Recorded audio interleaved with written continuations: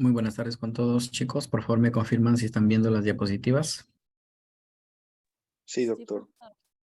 Muy bien. Vamos a hacer laringe hoy día, porque vamos a hacer la práctica ya para ir entendiendo un poco mejor. Vamos a hacer este tema, que es un poquito más tedioso que la parte que van a hacer, que es sencilla, ¿no? Entonces vamos a hacer laringe, vamos a hablar de laringe el día de hoy, ya que hoy día vamos a hacer esta práctica también de laringe, ¿no? Y obviamente haremos pulmones también hoy día en la parte práctica, que es prácticamente, vamos a hacer laringe, traquibronquios, ¿no? Y que pulmones, algunas características y la segmentación que es similar a los bronquios, que ya ustedes lo van a ver en la parte práctica más claro, ¿no? Pues vamos a hablar rápidamente de esto porque no tenemos mucho tiempo para poder también ir a la universidad para cumplir con la parte práctica. Entonces, siguiendo con las vías respiratorias, ¿no? En la parte práctica hicimos ya cavidad nasal. Siguiendo con las partes respiratorias, vamos a hablar de estos órganos que continúan, que es la laringe, la tráquea y los bronquios, ¿no?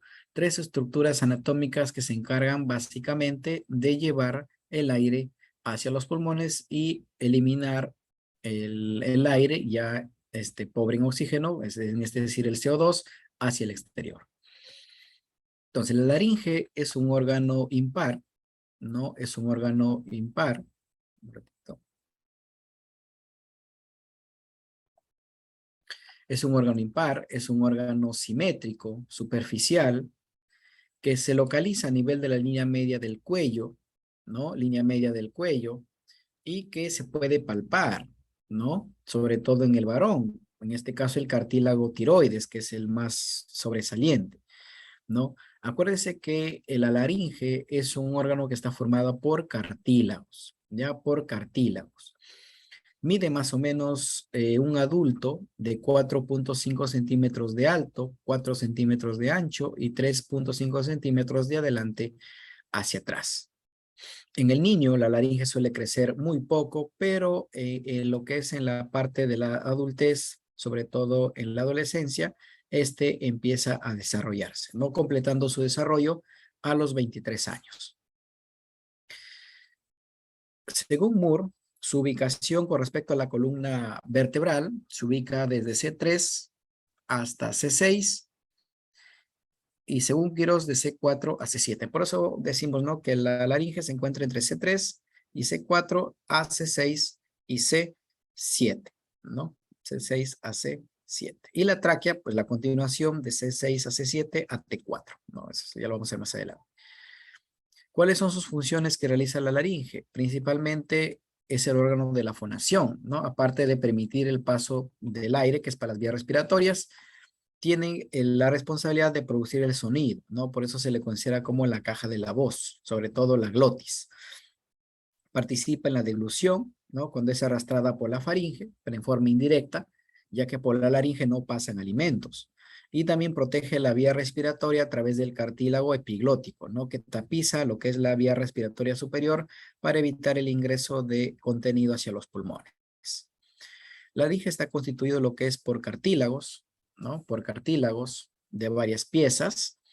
Tiene también articulaciones, forma articulaciones entre ellas y tiene ligamentos que los unen entre ellas, ¿no? También tiene músculos que los movilizan y está tapizada por una mucosa al interior, que es una mucosa, básicamente el epitelio respiratorio, que es el pseudoestratificado cilíndrico ciliado. La laringe está formada por 9 cartílagos, de los cuales 3 son pares y 3 son impares. Los pares tenemos al aritenoides, que es este de acá, al cartílago epiglótico y al cartílago tiroides y al cartílago epiglótico, ¿no? Perdón. Los impares son el cartílago tiroides, el cartílago epiglótico y el cartílago cricoide, ¿no? Los impares, estoy mezclando yo, los impares. Tiroides, epiglotis y cricoides.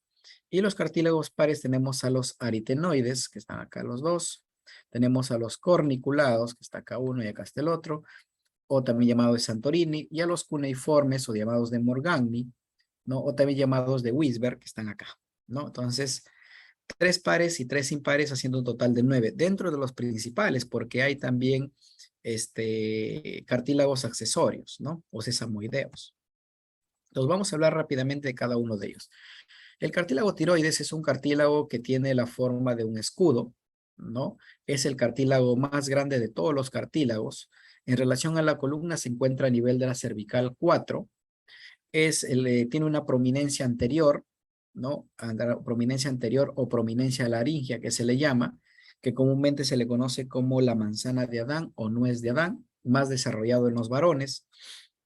Tiene dos astas superiores que se articulan con el hueso yoides, unidos mediante una membrana que es la tiroidea. Tiene dos astas inferiores que se articulan con el cartílago cricoides, reforzadas por una membrana que se llama la membrana cricotiroidea. Tiene dos tubérculos tiroideos superiores que permite el origen del músculo tiroideo. Tiene dos tubérculos tiroideos inferiores que permite la inserción del músculo externo tiroideo, ¿no? Tiene dos incisuras, la incisura tiroidea superior y la incisura tiroidea inferior. Es lo que tiene en la parte anterior, ¿no? Y tiene dos masas laterales o dos caras laterales, ¿no? Dos caras laterales. En sus relaciones hacia anterior vamos a encontrar los músculos infrayoideos, ¿no? Infrayoideos. El cartílago cricoides, que es un cartílago que tiene la forma de un sello, ¿no? De un sello, algunos dicen de un anillo, ¿no? Es un cartílago que presenta en la parte posterior una faceta articular para el cartílago aritenoideo, formando una articulación plana. Tiene una faceta articular anterior para el cartílago tiroideo, en este caso las astas inferiores de la tiroides, del cartílago tiroideo, ¿no? También articulación plana. Tiene un tubérculo cricoideo y tiene lo que es el arco cricoideo, donde nacen los músculos cricotiroideos anteriores, ¿no? Ahí nace. El epiglotis, que es un cartílago móvil, es un cartílago impar, ¿no? Que tiene una base superior, forma de hoja, tiene unas impregnaciones en las caras laterales, que son granulaciones que dejan algunas glándulas que producen ahí algunas prolongaciones glandulares que encontramos acá.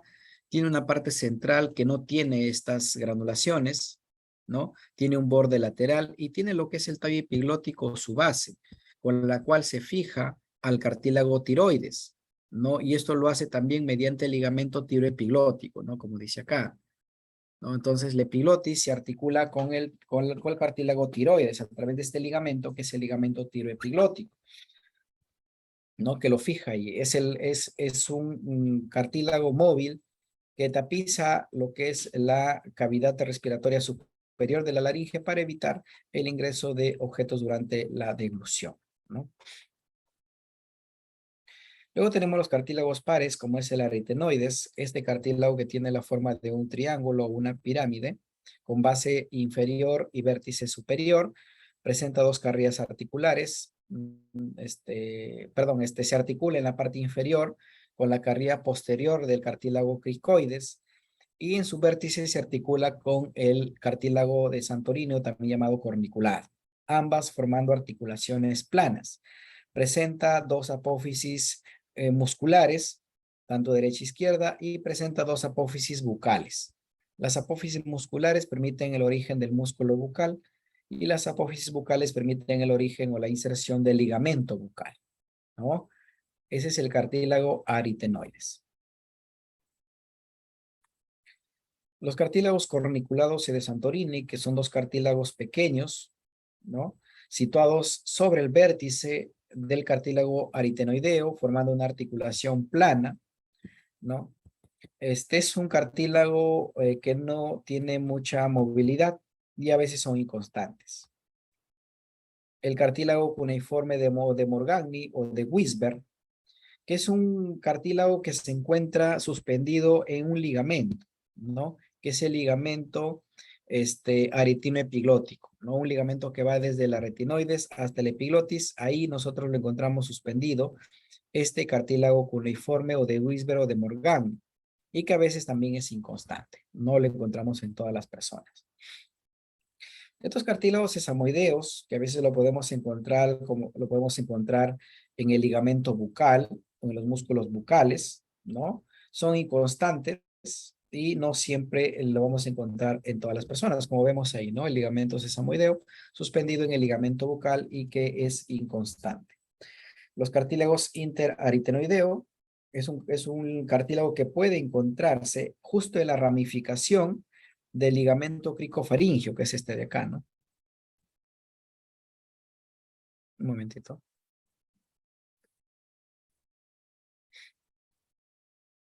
Del ligamento cricofaringio, ¿no?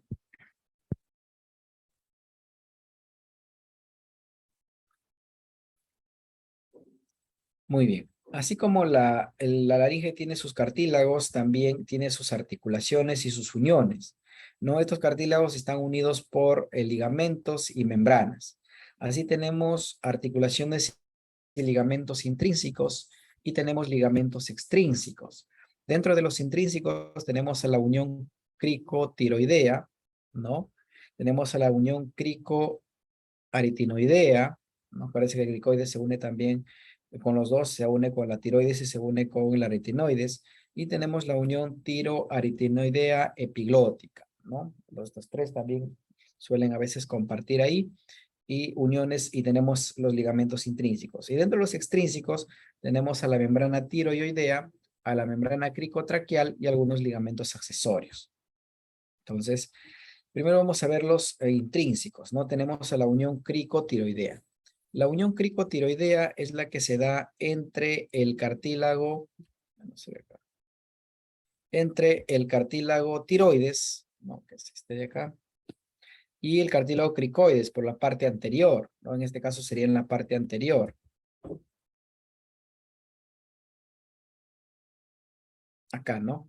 Esta es la unión, este es el ligamento cricotiroideo, este de acá, ¿no? Acá también se ve el ligamento cricotiroideo, ¿no? Que ese es el ligamento que une al cartílago tiroides con el cartílago cricoides, ¿no? Ahí tenemos la membrana o ligamento cricotiroideo, ¿no? Y la unión cricotiroidea a través de estas apófisis, de estos astas inferiores de la tiroides con las cavidades articulares anteriores de la tiroides, perdón, de la cricoides, ¿no? Formando una articulación plana, sinovial plana, o también llamada artrodia. Y que está reforzada por tres ligamentos, que son uno anterior, un superior y un inferior. Y acá encontramos, como les mencioné, la membrana cricotiroidea que ocupa la parte anterior y lateral de este espacio, ¿no? Y está atravesada por una arteria que es la arteria laringe externa, ya que la vamos a ver más adelante. Las uniones cricoaritenoideas, ¿no? Acuérdense que el cartílago cricoides en la parte posterior tiene su carrilla articular, ¿no? Para la aritenoides, por eso que se articula con la retinoides, formando también una articulación plana, ¿no? Una articulación plana y que está reforzado por unos ligamentos, que es el ligamento cricoaritenoideo posterior, ¿no? Las uniones tiroaritinoepilóticas, ahí vamos a encontrar básicamente 4 ligamentos, como es el ligamento tiroepilótico, que ya lo vimos, ¿no? El ligamento tiroepilótico que fijaba la epiglotis a la tiroides, los ligamentos bucales, que son los ligamentos de las cuerdas bucales verdaderas, los ligamentos vestibulares, que en realidad no son ligamentos, sino son membranas, que son las cuerdas bucales falsas, también llamadas, y algunos ligamentos cuadrangulares.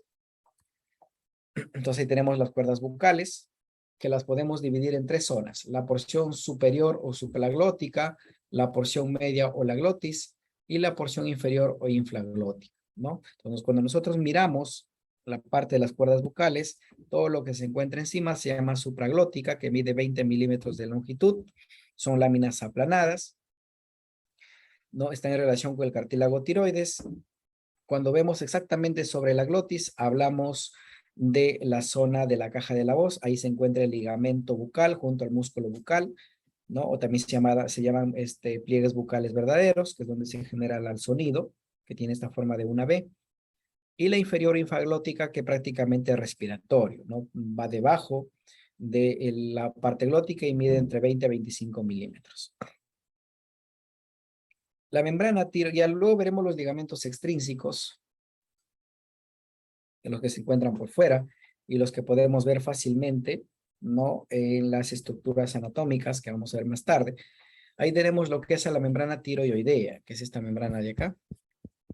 La membrana tiroidea. Una membrana que une el borde superior de la tiroides con el borde inferior del yoides, ¿no? Y las astas superiores del tiroides, del cartílago tiroideo. Esta membrana tiene en su estructura unas perforaciones que permiten el ingreso de la arteria laríngea superior y permiten el ingreso del ramo interno del nervio laríngeo superior, ¿no? Del nervio laríngeo superior. Algunos ligamentos accesorios, como son el ligamento ilioepiglótico que va hacia la lengua, el ligamento glosoepiglótico, perdón, ilioepiglótico hacia el yoides, glosoepiglótico hacia la lengua y faringo epiglótico hacia la faringe. La membrana cricotraqueal, ¿no? Es esta membrana que está acá, que une al cartílago cricoides con el primer anillo traqueal, ¿no? La unión que une al cartílago cricoides con el primer anillo traqueal se llama la membrana cricotraqueal y es extrínseca. Los músculos de la laringe se dividen en dos tipos: músculos extrínsecos de la laringe, que generalmente son los músculos constrictor interno, el tiroideo, que es un músculo infrayoideo, el cricotiroideo, el homoyoideo, que es un músculo infrayoideo, y el esternoyoideo. Como ven, acá tenemos a los músculos infrayoideos y que son extrínsecos, ¿no? Su función es movilizar lo que es el yoides, movilizar la tiroides, tensar las cuerdas bucales, etcétera, pero no producen el habla. Lo que sí hacen los músculos intrínsecos. Entonces, los músculos intrínsecos van a construir la glotis y al realizar constricción de la glotis permiten el habla, ¿no? Estos músculos son el tiroaritenoideo, el aritenoideo oblicuo y transverso, el cricotiroideo tanto lateral y posterior y el cricotiroideo, ¿no? Quien lo inerva, ahí lo tiene. La gran mayoría de inervación de los intrínsecos lo hace el laringio recurrente, que es el principal nervio de la laringe, que es una rama del nervio vago, ¿no? Del nervio vago, que cuando llega a la laringe se llama laringe inferior, pero es el mismo que el laringio recurrente. Y el cricotiroideo, que es inervado por el laringio superior, sobre todo por su ramo externo. Acuérdense que el laringio superior también es una rama del nervio vago, pero en la parte superior se origina en el ganglio inferior del nervio vago, que tiene dos ramas: la intrínseca, perdón, la interna, que es sensitiva, y la externa, que es motora, ¿no? Y que inerva este músculo que es el cricotiroideo.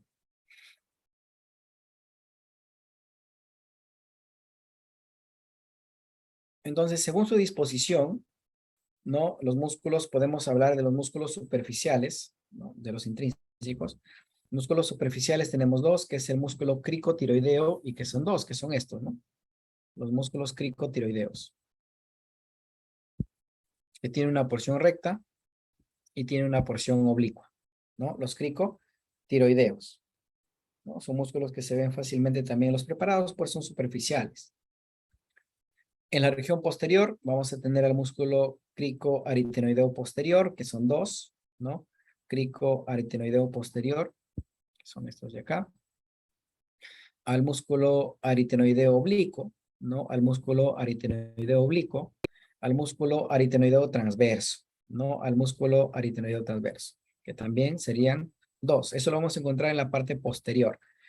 En la parte lateral vamos a tener al cricoaritenoideo lateral, ¿no? Al cricoaritenoideo lateral, que sería este de acá y este de acá. Al músculo tiroaritenoideo, que también son dos, ¿no? El músculo tiroaritenoideo, que son dos, que serían estos de acá. Todo esto de acá sería el músculo tiroaritenoideo. Y al músculo bucal, ¿no? Que está junto acá al músculo tiroaritenoideo, que es el que todos ellos constriñen a la glotis, ¿no? Para producir el sonido. ¿Y quién produce el sonido? El ligamento bucal, que son estas cuerdas de acá. Entonces, en la parte lateral encuentro 6 músculos. Dentro de la configuración interna de la laringe, se puede dividir en 3 zonas. La superior, a la que llamamos vestíbulo laríngeo, que es la supraglotis. La media, perdón, vestíbulo laríngeo, la superior, donde encontramos lo que es las cuerdas vocales falsas, ¿no? Que es lo que es la supraglótica, la zona supraglótica. La media, que viene a ser donde encontramos al ventrículo laríngeo y a la glotis, también llamada región glótica, que es la que produce la voz o es la que se considera la caja de resonancia de la voz. y la inferior, que es la infraglótica o subglótica. Entonces, la superior o vestíbulo laríngeo o supraglótica está situada por debajo de la entrada de la laringe, ¿no? Ahí vamos a encontrar los pliegues vestibulares, ¿no? Sus paredes laterales disminuyen de delante hacia atrás y están tapizadas por una membrana fibroelástica laríngea. La parte media o ventrículo laríngeo y glotis, acá vamos a encontrar dos tipos de cuerdas bucales, lo que son los pliegues vestibulares o cuerdas bucales falsas, ¿no? Que están situadas entre el límite del vestíbulo y el ventrículo laríngeo. Están construidos por el ligamento vestibular y carecen de contenido muscular, pues estas no tienen músculo, por eso se le considera falsas y no generan movimiento y por lo tanto no generan sonido. Y los pliegues vocales inferiores, o también llamadas cuerdas vocales inferiores, que estas sí tienen un esqueleto bucal, no tienen músculo bucal y tienen el ligamento bucal. Lateralmente va a estar el músculo bucal y medialmente está el ligamento bucal, lo que permite la constricción de este y producir la voz, ¿no? Entonces acá vemos, este viene a ser el ligamento bucal, los dos, y que lo acompaña a su costado vendría a ser lo que es el músculo bucal, ¿no? El músculo bucal. Obviamente más atrás ya estaría el músculo aretinoepilótico, ¿no? El inferior, que es la infraglótica, acá no hay mucho problema que hacerse, es básicamente respiratoria, ¿no? Lleva el oxígeno o lleva el aire inspirado y expulsa el aire expirado, ¿no? Entonces, en general, la cavidad infraglótica es respiratoria, la cavidad glótica genera el sonido de la voz, por eso se le considera órgano de la fonación, y la cavidad supraglótica ayuda a articular las palabras, ¿no? En general. ¿Cómo se irriga la laringe? La laringe se irriga por tres arterias. La arteria laringea superior, la arteria laringea inferior y la arteria laringe externa, o también llamada rama cricotiroidea. Estas dos, la arteria laringea superior y la laringe externa, son ramas de la tiroidea superior. En cambio, la laringe inferior es rama de la tiroidea inferior. Y la tiroidea superior es rama de la carótida externa. Y la tiroidea inferior es rama del tronco tirocervical. Muy bien. La laringe superior, ¿no? Va a irrigar la laringe, pues atraviesa la membrana tiroidea, ¿no? ¿Se acuerdan en la imagen que vimos dos agujeritos en la membrana tiroidea? Ahí es donde ingresa esta arteria laringea superior junto al ramo interno del nervio laringeo superior. La arteria laringea inferior nace de la tiroidea inferior y asciende verticalmente en compañía del nervio laringeo recurrente e ingresa en conjunto a la zona laringofaringea, ¿no? Y ahí da su irrigación. En cambio, la laringe externa se llama así porque nace de la tiroidea superior, pero desciende por la parte externa del cartílago tiroides. Pero llega a ingresar a la laringe a través de la membrana cricotiroidea, ¿no? A través de la membrana cricotiroidea logra ingresar a la laringe y dar su irrigación en la parte infraglótica de la laringe, ¿no? Y a veces llega hasta el pliegue bucal. Entonces, esa es la irrigación. Acá tenemos, esta es la tiroidea superior, esta vendría a ser su rama laringea superior. Esta es la tiroidea inferior, que da su rama laringea inferior, ¿no? Que junto al nervio laringeo recurrente ingresa a la porción laringea. Y la laringe externa, que rama de la tiroidea superior, ¿no? O arteria cricotiroidea también se llama, que es la laringe externa, que logra ingresar a la laringe a través de la membrana cricotiroidea. Las venas, hay dos corrientes por la cual se drena el drenaje laringio. La corriente venosa superior, que va a dirigirse hacia la vena tiroidea superior, ¿ya? Va por la vena laringea superior que puede terminar directamente en el tronco venoso tirolingofacial o en la vena yugular interna. Acuérdense que la vena laringea superior desemboca, es esta de acá, la vena laringea superior, desemboca en la tiroidea superior Y la tiroidea superior desemboca ya sea directamente en la yugular interna o también lo hace a base de un tronco común que se llama el tronco tirolingofacial, ¿no? Que está formada por la vena lingual, la vena tiroidea superior y la vena facial. Y todas desembocan en la vena yugular interna. La corriente venosa inferior que drena a través de la vena laringe inferior hacia las venas tiroideas inferiores. Y la vena tiroidea inferior desemboca en su mayoría de veces en la vena brachiocefálica izquierda sobre todo. Los drenajes linfáticos lo hacen a tres partes que encontramos ahí, lo que los ganglios linfáticos, como es el supraglótico, la glótica y la infraglótica. La inervación ya les he ido mencionando. La laringe se inerva por el nervio vago. El vago es el principal responsable de la inervación parasimpática y motora. Acuérdense que el vago es un nervio mixto. Y que lo inerva bajo dos ramas. Lo que es el nervio laringeo superior y el nervio laringeo inferior.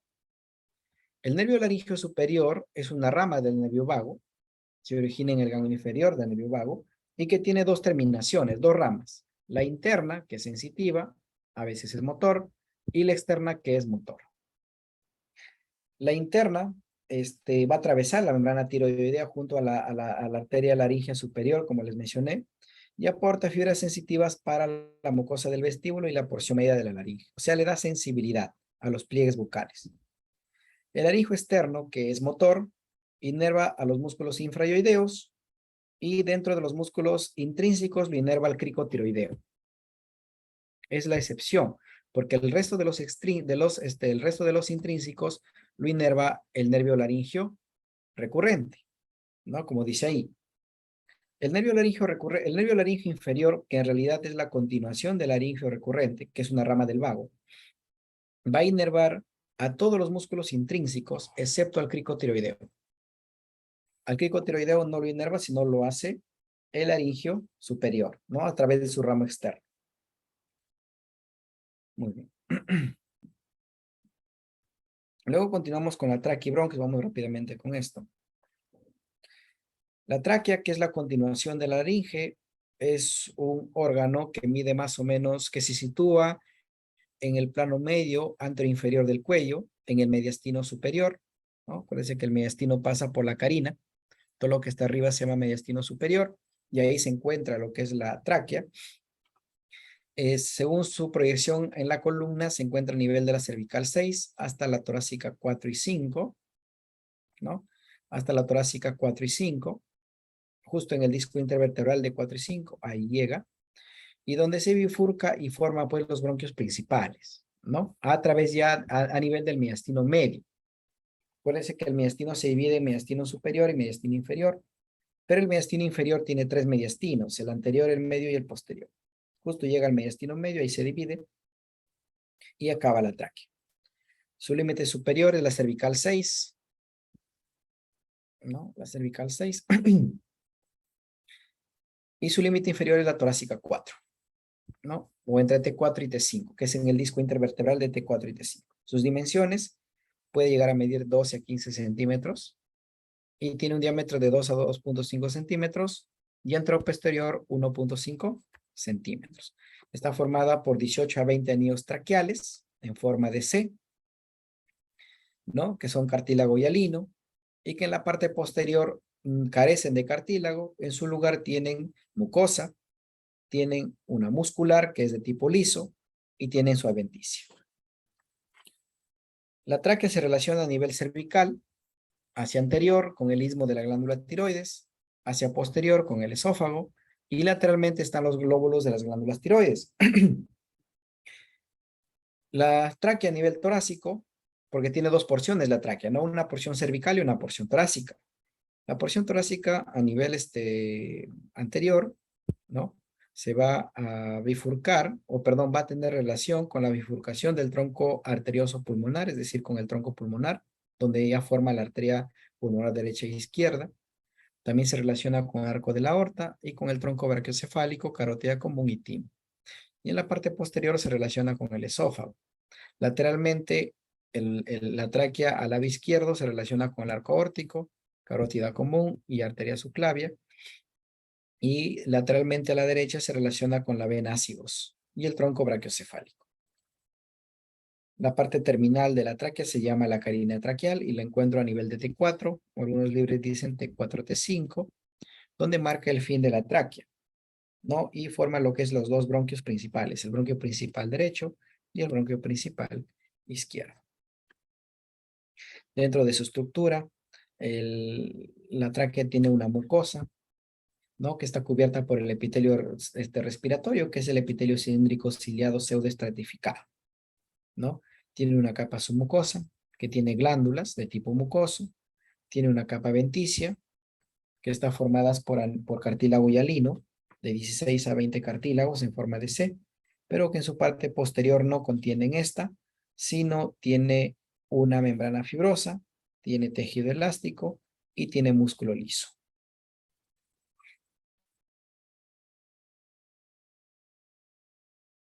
La vascularización de la tráquea está dado por la arteria tiroidea superior, ¿no? Y también está dado por la arteria tiroidea inferior. También llegan ramas de la mamaria interna, que es rama del axilar, la tímica y las bronquiales, que son ramas de la aorta descendente.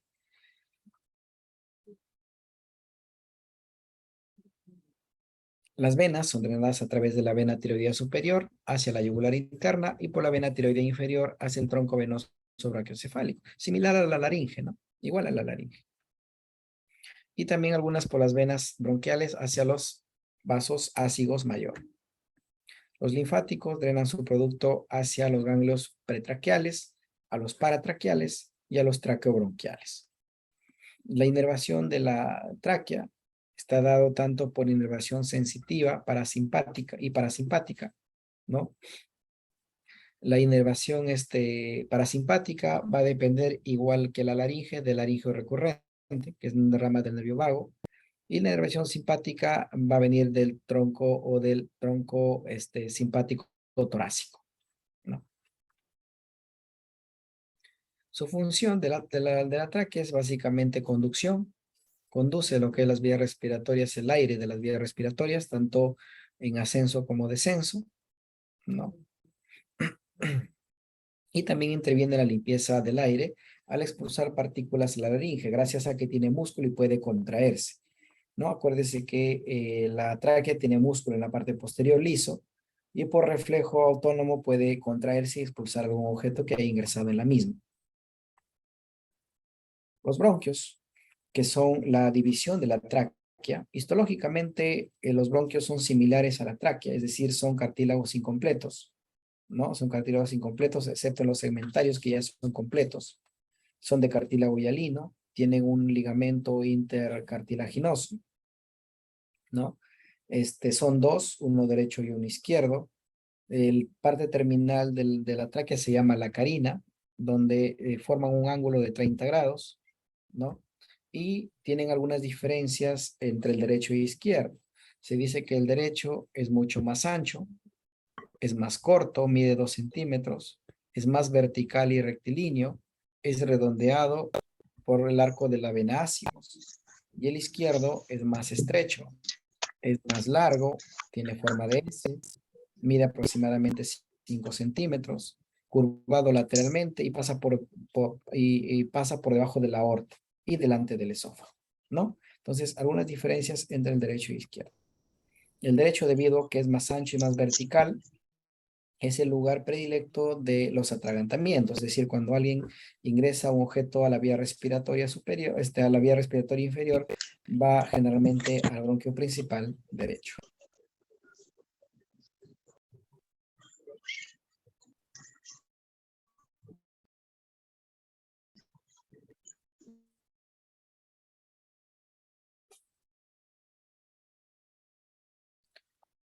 Los bronquios principales luego se van a dividir lo que es en bronquios secundarios o también llamados bronquios lobares, y son tres: el bronquio lobar superior, el bronquio lobar medio y el bronquio lobar inferior.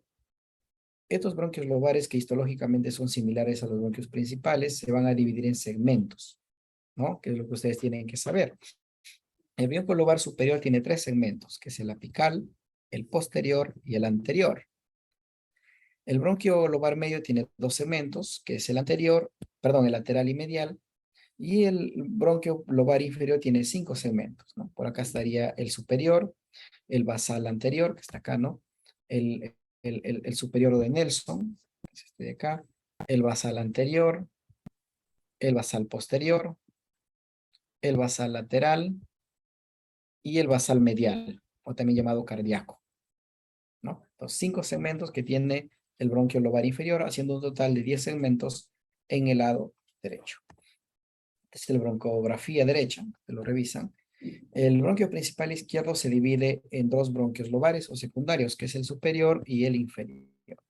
El bronquio lobar superior, a su vez, tiene dos troncos, un tronco superior y un tronco inferior. El tronco superior tiene 3 segmentos, que es el ápico posterior y el anterior. Y el tronco inferior tiene 2 segmentos lingulares, que es el lingular superior y el lingular inferior. Por otro lado, el bronquio lobar inferior va a tener 4 segmentos que son similares a al del lado derecho, pero que el anteroposterior se une, no el anteroposterior. Es así que en el bronquio lobar inferior tenemos al anteromedial, al basal anteromedial, tenemos al basal lateral, al basal posterior y al superior. ¿No? Son 4. Esta es la broncografía. Y hemos acabado. Que en la parte práctica iremos complementando más esta parte. Muy bien, ¿alguna pregunta? Me olvidé, por favor, todos a través del chat vayan colocando su nombres y apellidos completos para cuestiones de asistencia, por favor, antes de cerrar la sesión.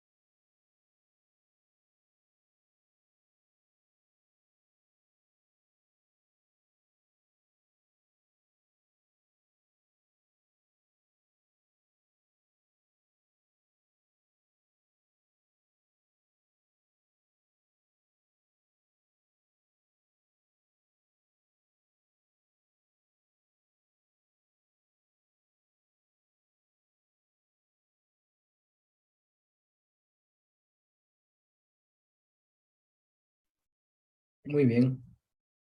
Muy bien, chicos, entonces ahí vamos a dar por terminada la reunión de hoy día y nos vemos más tarde en la práctica presencial, lo que es en la universidad. Muy bien, que tengan un bonito día. Nos vemos, chicos.